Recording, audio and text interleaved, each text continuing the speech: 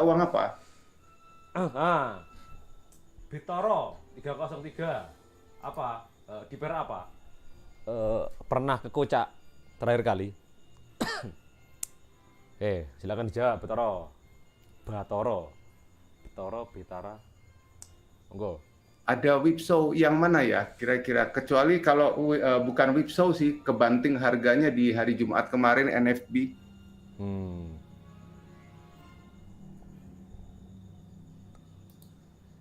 Nah, istilah whip show itu lebih dari berapa pip loh itu Pak. Jadi nggak main-main. Tapi saya tidak melihat ada whip show loh beberapa ini. Makanya saya tanya papernya apa. Ya, Kalau gap ada di apa itu? Di euro, euro, pound, pound dolar, GU. GU. Ya, pound Ini dollar. yang dianggap whip show atau yang ini? Ini masalah suku bunga Pak. Hmm. Ini gap terjadi. Saya juga nggak paham ada apa dia terjadi gap ini. Nah, ini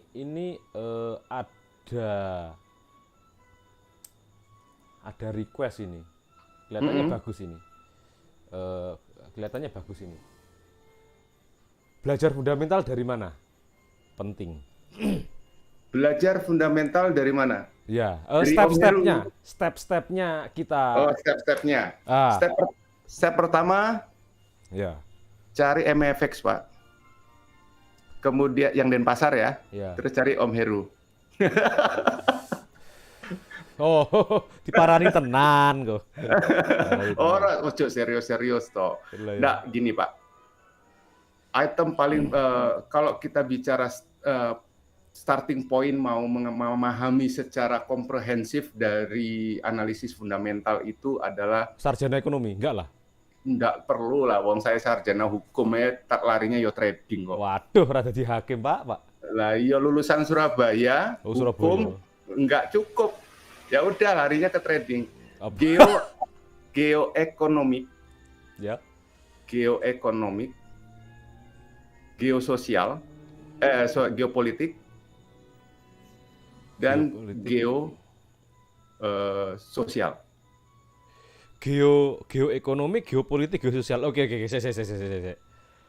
Saya paling goblok kalau ngomongin itu. Ya tahulah dikit-dikit. Tahulah dikit-dikit inflasi, deflasi bla bla bla. Nggak Cuman ada yang goblok, Pak. Nggak ada yang goblok, Pak Daud. Yang cuman ada belum pernah atau baru separuh membaca oke tentang oke. fundamental. Eh, Karena segitu banyaknya loh, Pak. oh. Nah sekarang kalau Pak Daud tanya detail tentang fundamental, saya juga nggak tahu, Pak. Nggak apa. Tapi saya pegang kuncinya. Geoekonomi, geopolitik, geososial. Hmm. Contoh nih, Pak Heru Contohnya mau masuk di satu per. per. Ha-ha. Kalau Pernya ngomongin mata uang atau komoditas? anggap mata uang wes. Kita kan di sini perporekan semua. Nah, Perforekan. Oke. perporekan. Nah, oke, start dari geoekonomi, geopolitik, geososial dan pengaplikasiannya nanti ke market gimana? Ini swear saya kurang anu di situ. Monggo. Oke, Monggo. semoga bisa menginspirasi ya. Ya. Tidak absolut benar, tapi semoga menginspirasi. Geoekonomi, geopolitik, dan geososial. Ekonomik ini kecenderungan dari bank sentral, Pak. Oh, ngomongin bank sentral berarti kita ngomongin Kebijakannya longgar hmm, atau ketat. hawkish dovish itu ya? Hawkish, dovish. Oke, ya, ya, ya. Ketat ini bicara soal instrumen yang digunakan itu menaikkan suku bunga, termasuk penarikan stimulus atau penghentian stimulus yang diberikan. Terus? Sedangkan yang dovish ini adalah cenderung untuk menurunkan suku bunga instrumen yang digunakan, dan yang kedua pemberian stimulus. Dan ini terjadi, Pak. Ini terjadi di masa-masa pandemi. Geopolitik ini yang paling utama adalah perang.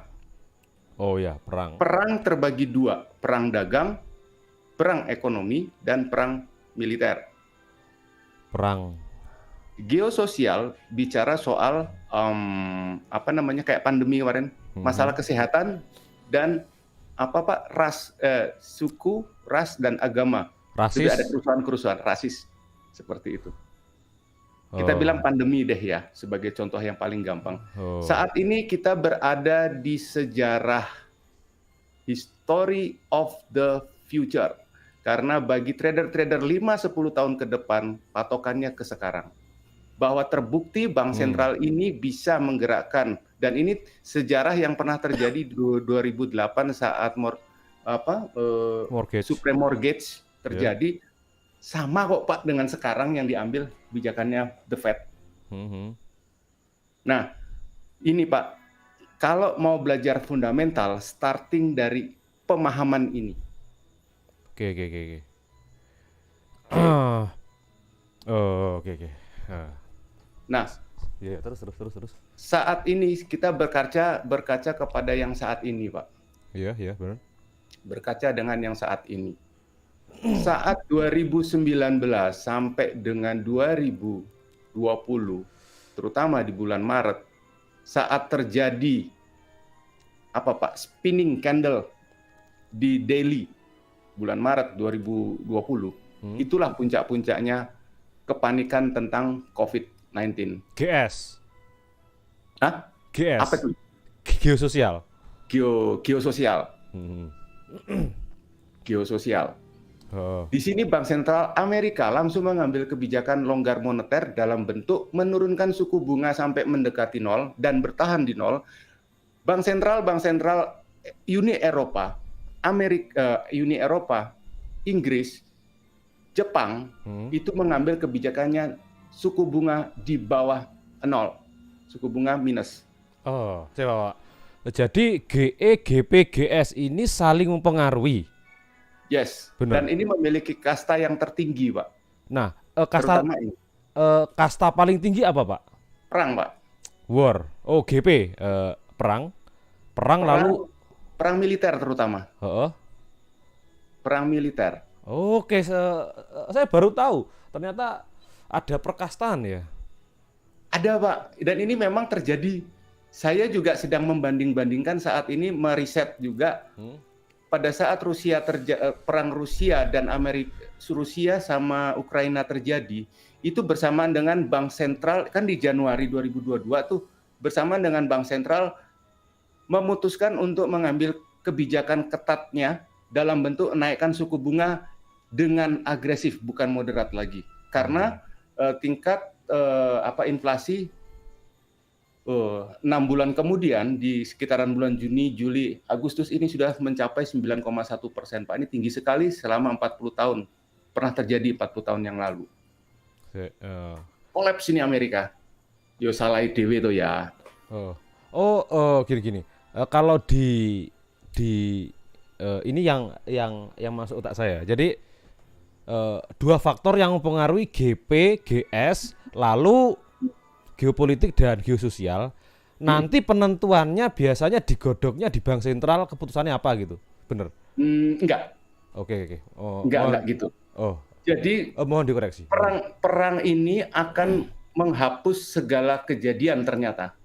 Pada saat bank sentral ambil keputusan ketatnya, ya mulai kelihatan emas naik. Indeks dolar naik, emas mulai bergerak turun. Oke ya. Tiba-tiba Ukraina sama Rusia perang. Ini nggak ada suaranya, Pak. Pandemi sudah, puji Tuhan sudah reda. Oke, perang ini memicu emas naik menuju ke mendekati harga tertinggi dalam sejarah yang terjadi tahun 2020 saat Bank Sentral ambil kebijakan longgarnya. Itu jejak digitalnya ada di MetaTrader. Oke. Ternyata kasta yang paling tinggi adalah perang. Kasta tinggi perang. Memicu harga emas naik, memicu harga minyak naik. Gitu. Dan setelah perang sudah mulai bukan reda ya, artinya berita tentang perang sudah turun, kemudian semua sudah beradaptasi dengan situasi yang terjadi, efek yang terjadi itu adalah masalah ekonomi, Pak. Masalah ekonomi itu masalah energi di Uni Eropa, Inggris, bahkan sampai Perdana Menterinya itu habis nepok bahunya Pak Jokowi itu kan langsung saking cintanya sama Pak Jokowi, langsung dia mengundurkan diri jadi PM. Oh. Boris Johnson, Heeh. seperti itu. Oke.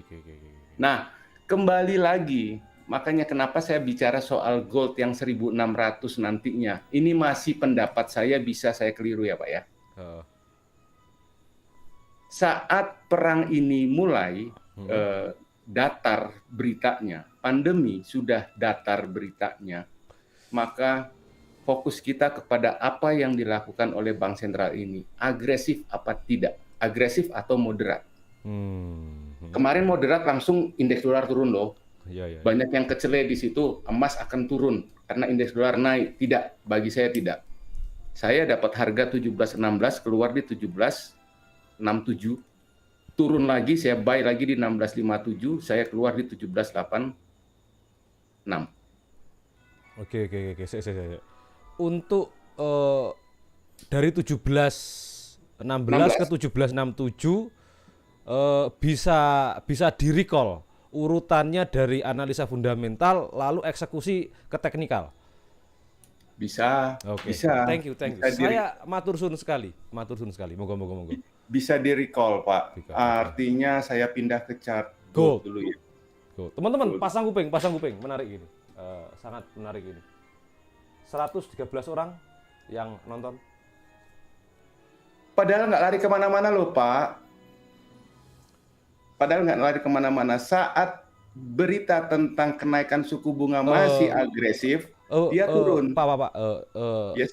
Sorry, saya potong. Bisa dibersihin dulu, Pak. Oh, Whiteboardnya. maaf, saya bersihkan. Oke. Oke, sip. Saya besarkan aja kalau gitu. Monggo, sip. Besarin.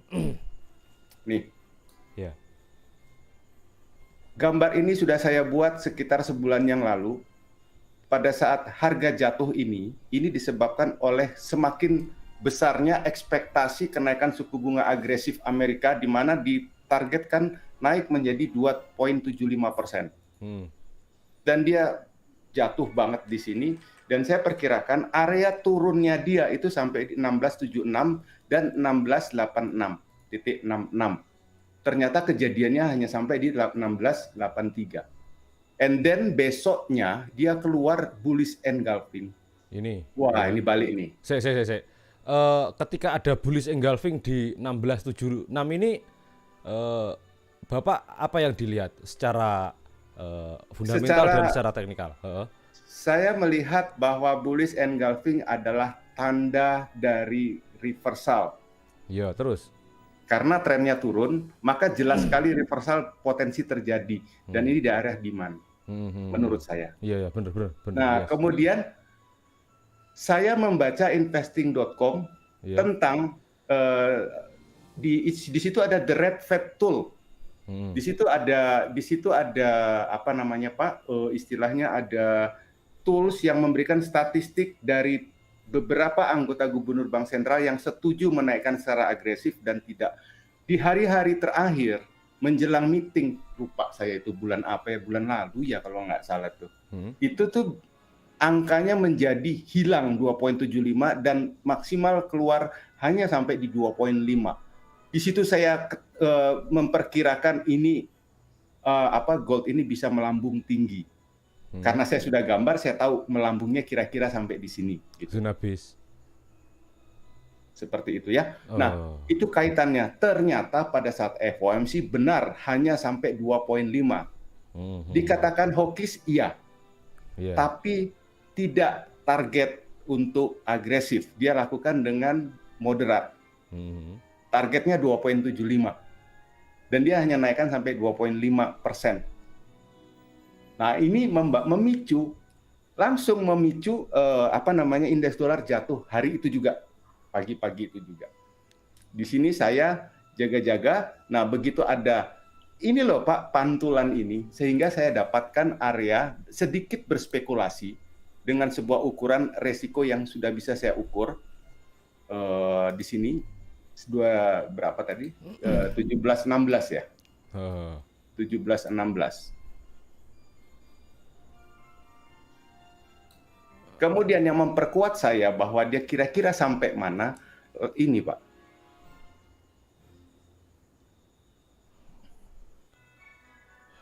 Oke, sini Itu. ada, Ini dan sini ini. ada. Ini tren turun. Dalam tren turun di time frame yang gede ini masuk fase apa? Korektif, impulsif, korektif, impulsif, korektif. Ini baru 2 titik, Pak. Ini belum ditembus nih. Oh iya. Apa yang bisa memicu ini sampai ke sini? Bank Apa? sentral lagi. Heeh.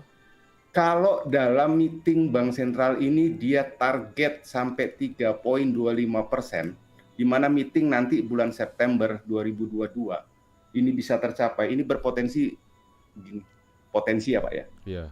Pasar hanya menginginkan atau melihat Bank Sentral mengambil kebijakan kenaikan suku bunga yang agresif. CPI hari besok jam 8.30 waktu Bali itu akan dirilis dengan proyeksi ada penurunan. Nah, ini korelasi terhadap inflasi. Inflasi masih 9,1 diperkirakan turun sampai di 8,7 tadi saya sempat baca. Ya tetap tinggi sih. Iya, tetap tinggi. Tinggi. Berarti Bank Sentral harus ambil kebijakan kenaikan suku bunga yang agresif. Kalau dia main-main lagi dengan moderat, indeks dolar jatuh lagi. Maka ini tembus, Pak. Apa tadi yang keputusan yang memicu harga emas cepat paling tidak sampai Ini? 1880?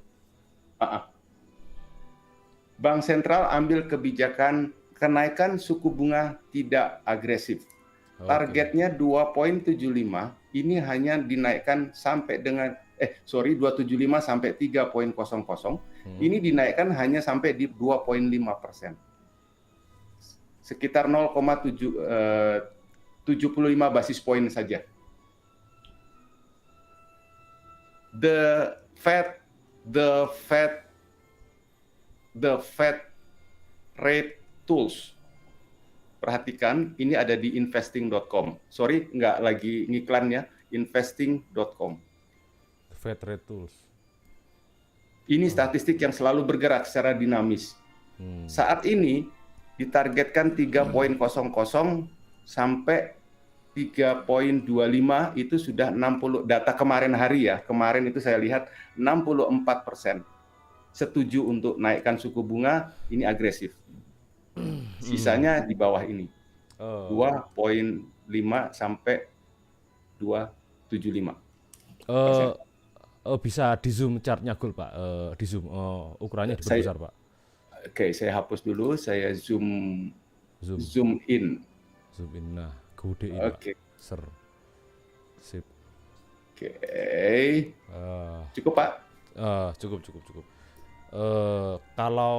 Kalau nanti ini tembus, kira-kira tembusnya di bawah resisten yang atas itu Pak, bisa geseran ke bawah, nah itu di level sekitar 1870, nah itu that one di sekitar itu, di sekitar inilah kita bicarain.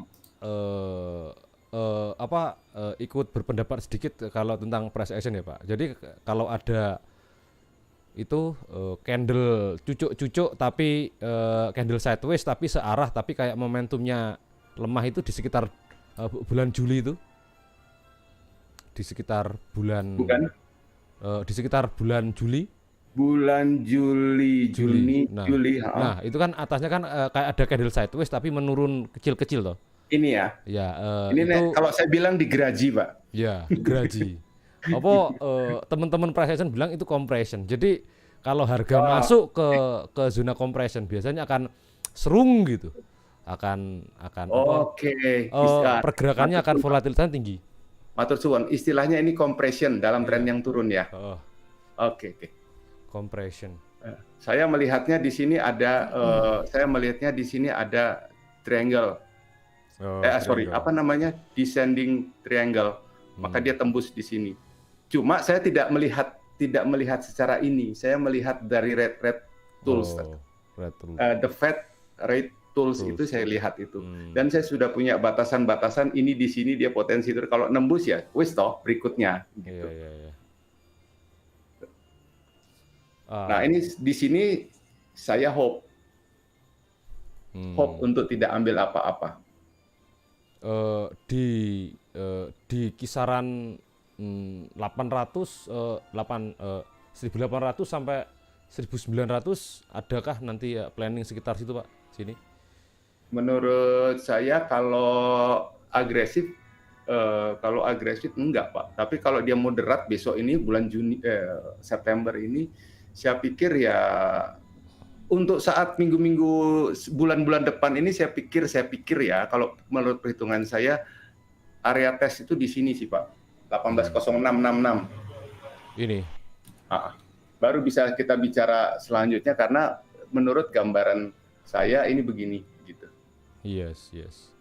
Kalau memang nanti ya Data fundamentalnya tentang semakin kuatnya, atau semakin lemahnya statistik tentang kenaikan suku bunga agresif, maka ini seperti ini. Dan dalam waktu yang bersamaan juga kalau kita lihat ngeri juga Pak nih, serem nih. Ini ada di garis trend line. Ada apa dengan DXY, indeks dolar? Juga berada di garis trend line. Kok nggak keluar sih Pak? Waduh, izin deh. Itu garis lagi tuh Pak. Garis lagi ya. Iya. Ojo malas-malas nggambar istilahnya gitu ya Pak. Seperti ini. 1, 2, udah. Sedangkan ini secara teknikal, oke ya. 1, karena ini ke sini ini. Oke. Higher, low 2, 3. Ini puncak. Tes ini nggak berhasil tembus. Tapi ini kan teknikal Pak, pemicunya kan fundamental. Yes. Tapi kan kita sudah punya bayangan, oh iya ya gitu. Tambahin lagi Pak, tambah lagi fundamental dari obligasi. Ini masalahnya masih gratisan ya Pak ya, nyun sewu ini masih gratisan anunya apa jenenge iki trading view-nya. Jadi saya juga gratisan. nggak bisa dua langsung sekaligus. Nah, jika ini kan dalam tren yang naik, ya secara random kita tarikkan garis garis tren secara random. Salah. Oke, secara random seperti ini. Apa bedanya sama indeks dolar, Pak? Tapi kekuatan ini adalah yang memicu US index ini naik atau turun. Kenapa? Di belakang ini ada The Fed yang dalam kebijakan ketatnya salah satu instrumennya adalah belanja obligasi, sehingga yield obligasi tertekan naik. Logika begitu. Dalam perjalanan naik turun area, yaitu kata Charles H. nampak acak tapi sebenarnya ada dalam dua fase. Fraktal ya. Berpola tapi acak tapi berpola. Iya, tapi berpola. Itu korelasinya Pak. Nyun Sewu bukan menggurui ya Pak ya. Ini apa yang saya mengerti aja. Dan kebetulan ya memang ya puji Tuhan ya memang menghasilkan sesuatu gitu. 17-16 kemarin itu sebagian besar mengatakan indeks dolar itu naik, emas turun. Tapi saya bertahan dengan anomali dan benar terjadi. Bukan berarti saya masuk sembarang masuk. Saya resikokan sekian pipet. Di gold berapa persen stop levelnya Pak? Rata-rata saya di sekitar 700-an pipet, Pak. Risiko. Gold itu rata-rata di 400, pendeknya, jauhnya di 900.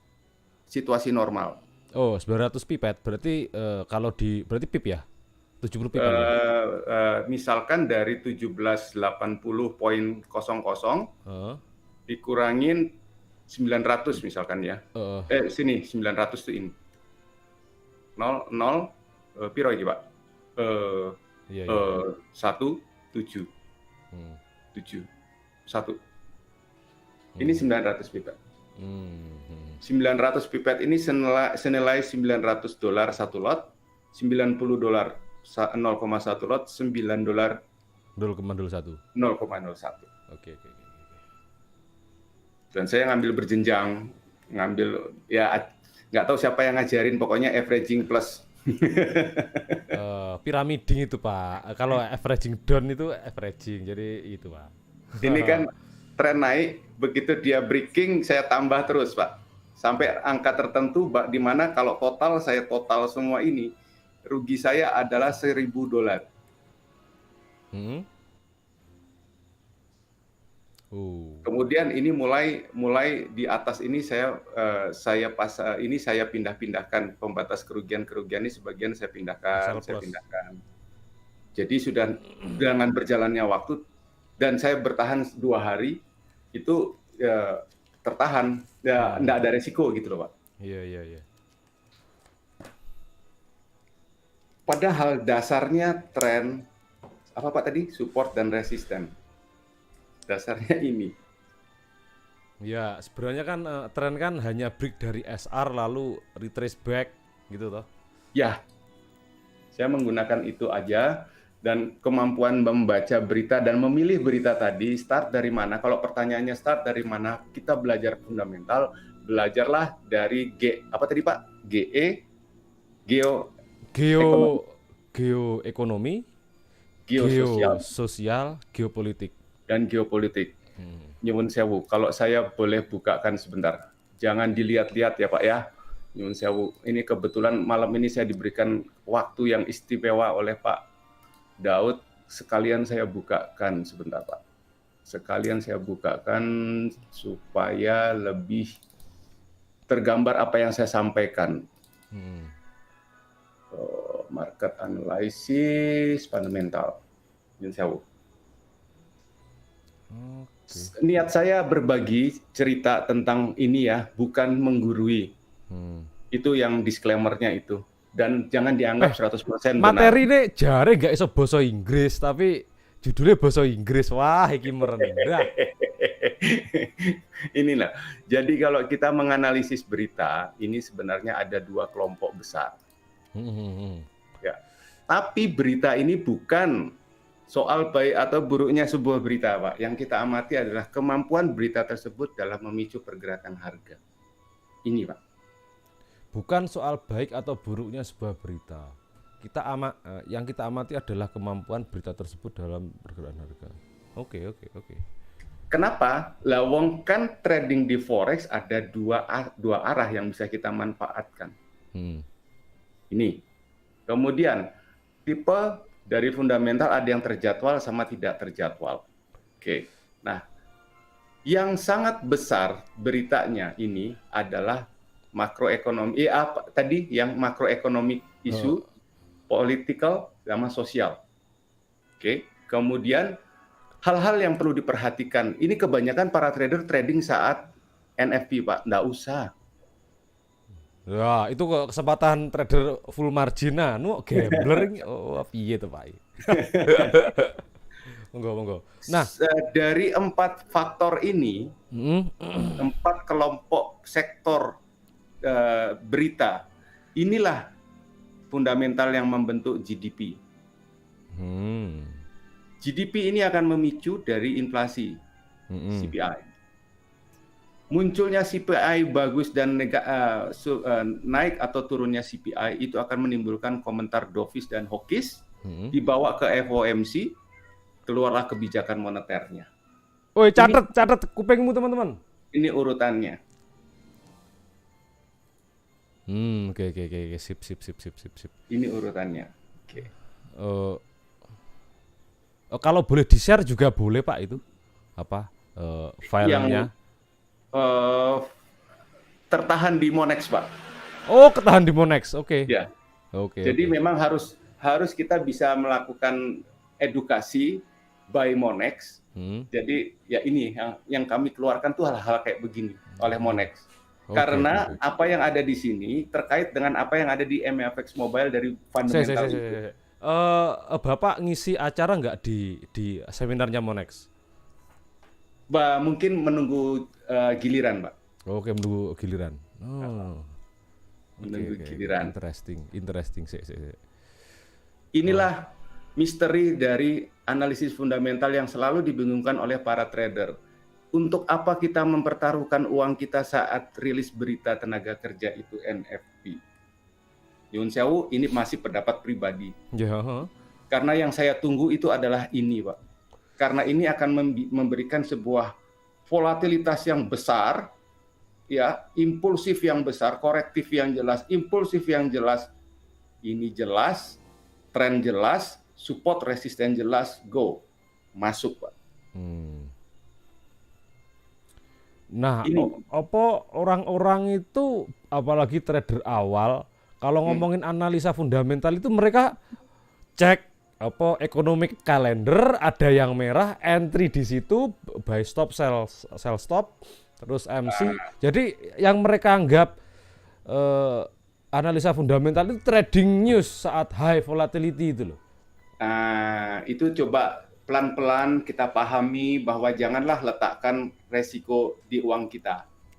Karena resiko sangat tinggi, tapi bagi orang yang memiliki apa Pak istilahnya, memiliki satu sifat spekulatif yang tinggi, ya boleh aja sih, bebas-bebas aja. Tapi kan semua batasannya harus punya ukuran. Nek ngene piye, nek ngono piye gitu. Oke. Thank you Pak. Slide ini ada terusan nih. Aku kepo Pak. Aku penasaran aku. Terus Pak. Ada terusannya. Nah, ini sebuah contoh. Contoh. Apabila kita melihat CPI lebih kecil atau lebih besar. Nah, ini yang mau saya tampilkan sebenarnya. Monggo, ini buat semua silakan. Ini ke-record loh Pak. Monggo Pak.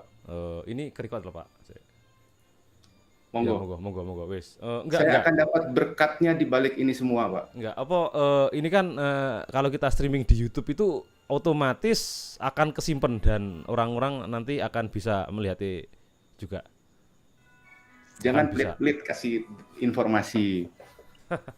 Karena tidak semua akan mau. Semua bisa membaca, menonton, tapi tidak semua mau untuk membaca secara detail ini. Karena penjelasannya panjang ini. Kenapa mesti pelonggaran moneter? Satu why harus dijawab. Kenapa harus menurunkan suku bunga? Why lagi. Oke. Terus kenapa mesti pemberian stimulus? Terus bila manakah harus pelonggaran moneter atau bila manakah pengetatan moneter? Seperti itu. Monggo, kalau ini mungkin datang ke Bali, ke Monex ketemu saya kebetulan belum berani terbang kemana-mana, jadi adanya di Bali aja. Dovis banget ya? Apa itu? Iya, kan dovis kan merpati yang angkrem.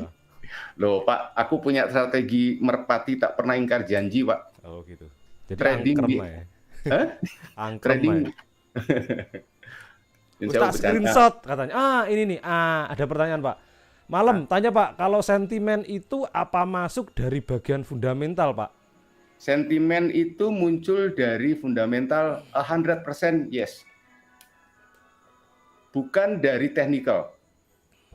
Kalau wong ceritanya itu adanya gambar yang ada di technical itu kan karena adanya kejadian yang diberitakan dinilai. Oh, bagus ini sentimen positif. Oh, negatif ini sentimen negatif.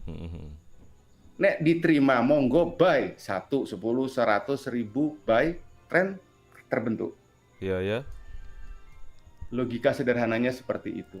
Ojo takon sing jeru-jeru meneh, angel Pak. Ora ngerti aku. Tapi ini adalah kulit dari yang signifikan bisa membantu saat kita trading. Retail sales perumahan, PMI, ya memang saat itu efeknya gede, tapi dia akan kalah dengan kasta saat ini karena angka ini retail sales, perumahan, industri, survei itu kan yang membentuk terjadinya angka GDP Oke. gitu. Hmm. Ini saya berikan teknik membaca berita yang sederhana versi saya, Pak. Oke, monggo. Seperti itu aja. Jadi sebentar. Jadi hanya ini urutannya itu dari bawah ke atas. Oke. Hop. Sert. Oke, monggo. Oke.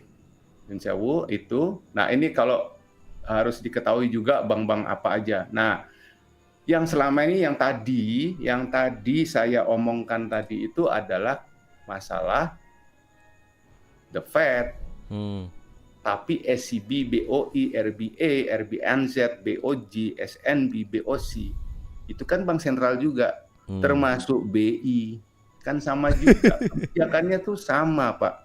Tahan suku bunga, naikkan suku bunga, atau turunkan suku bunga. Tahan suku bunga dalam situasi yang tidak menentu global ekonomi itu merupakan dovish, Pak. Tahan suku bunga umumnya menguat mata uangnya. Tapi kalau dalam situasi yang masih dovish, situasi yang tidak menentu, misalkan global ekonominya melambat, seperti sekarang resesi, cerita tentang resesi, isu tentang resesi. Tahan suku bunga itu adalah yang pertama untuk mengimbangkan antar mata uang negara. Yang kedua, kita bicara soal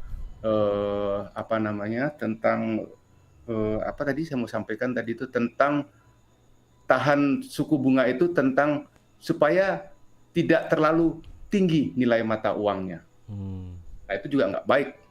Iya.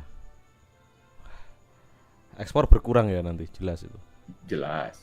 USD JPY, Pak, ini juga cantik banget. Di Instagram saya, Pak, itu kan saya cerita tentang yen juga. Itu saat dia mulai menanjak, itu saya mulai ribut sendirian. Bahkan saya cari data sampai ke 2002 untuk cari high-nya lagi di 1998, cari high-nya lagi di 1992 kalau nggak salah. 87 apa 82. Saya dapatkan di TradingView. Aku punya datanya ya, Pak, gitu sama ini. Kalau mau lengkap yang IDC, Pak, itu ke belakangnya jauh sekali. IDC ya? Jadi kan kalau kita buka TradingView kan, yes, itu kan banyak server harganya ta. Itu pilih yang IDC. Ya coba aja. Itu ke belakangnya jauh. Nyebuk. Sebentar, saya ganti. Keasikan fundamental. Bukan. Ini memang saya yang request. Oke, kita ganti USD JPY. JPY. Diklik yang pojok kiri atas itu kan JPY. Celuk klik USD JPY.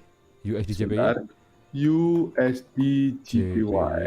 Lalu bawah kan bawah lagi ke atas, Pak, ke atas terus